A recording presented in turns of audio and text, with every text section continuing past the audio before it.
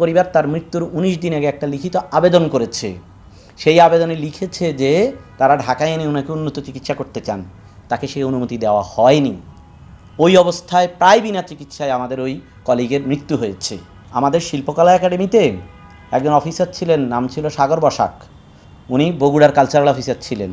এই মহাপরিচালক এসে চেয়ারে বসার সাথে সাথে উনি বললেন যে সাগর বসাকের বাড়ি বগুড়া, সে বিএনপির লোক, সে ছাত্রদল করতো, হাওয়া ভবনের সাথে যার যোগাযোগ আছে, হ্যান ত্যান এগুলো বলে তারপরে শুরু করলো তাকে, মানে প্রথমে কীভাবে নির্যাতন করা শুরু করলো, তাতে বিভিন্ন জেলায় তাকে দায়িত্ব দেওয়া হয়, একবার এই জেলায় একবার ওই জেলায়, অতিরিক্ত দেওয়া দুইটা তিনটা করে জেলায় দায়িত্ব দেয়, বিভিন্ন জেলায় মানে তাকে দৌড়ের উপর রাখে। এই করতে করতে আমাদের ওই কলিগের আপনার জন্ডিস হয়ে গেছে।